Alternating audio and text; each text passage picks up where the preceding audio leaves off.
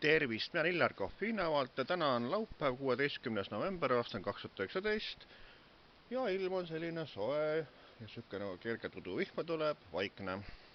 Aga tänane teema on taara. Ja taara selles mõttes, et kõigepealt tooksin sellise jutu sisse nõukogude aja. Nõukogude ajal oli selline asi, et kui me ostsime kas pudeleid või pudeleid, jooke pudelitega või siis selliseid purgisuppe või pudrusid või mida iganes, et siis said pärast need tagastada poodi. Et need purgid maksid tagasi mõned kopikad või midagi. Aga see selleks, aga vähemalt, et sa said nad ühesõnaga ära anda peale tarvitamist, pesid nad puhtaks ja said kenasti poodi ära anda või taarapunkti. Aga näete.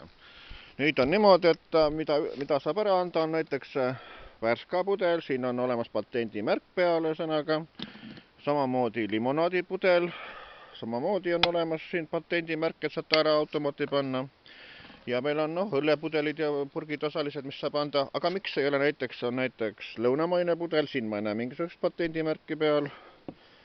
Ja samamoodi ütleme siin praekapsas näiteks või siis kukesupp ühesõnaga, et samamoodi ei ole patendimärki peal.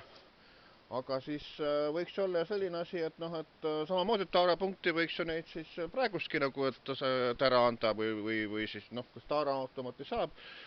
Aga mis ma tahan öelda on see, et mille kuradi pärast sunnitakse rahvale peale seda sunnimaist prügimajandust sõnaga, et sa pead olema sundliidetud mingisuguse prügimahvia firmaga sõnaga.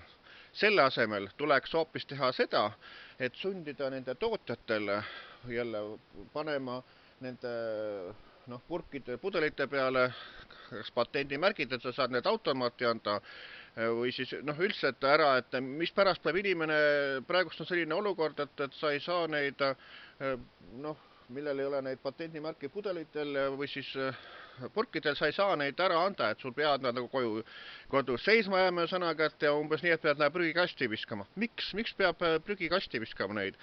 Kui võiks olla täitsa võimalik, et ma peale tarbimist pesen purgid puhtaks ja viin hoopis poodi või taarapunkti. Et nende valitsejatel tuleks hoopis see asi teha korda, sõnaga esitada nõue nende tootjatele, et tootjad peavad tegema kõik selleks, et pärast peale toote tarbimist saavad tarbijad pudelid ja purgid viia kõik taarapunkti või siis taaraautomaati või siis lihtsalt kauplusse sõnaga, et neid tuleks vastu võtma hakata uuesti. Ja milleks on vaja jälle sellist prügi korjata sõnaga nende kuradite, nende igasugust prügifirmadele, et prügikastjat, et sa oled nagu kohustatud sõnaga, et sul jääb seda järgi sõnaga, et sa pead neid andma, et sa saad maksma selle eest. Vaata, nihu jätsib, nagu öeldakse.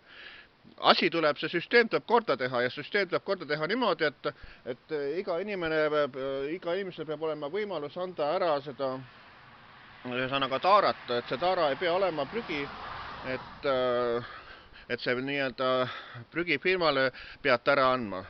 Sellist asja ei saa olla. Sellepärast, et see süsteem tuleb jälle valitsusel tuleb korda teha. Tuleb teha korda selliselt, et inimene peab saama oma sellest niinimetatud prügist korralikult lahti sõnaga, et sa saad ta tagastada kelle poodi või taara automaati. Aga mitte nii, et sa oled nagu sunnitud prügikastide panema. Et see süsteem tuleb korda teha, see sunnimaisus tuleb ära lõpetada sõnaga. Et nii ütlen mina Illar Kohvinavalt.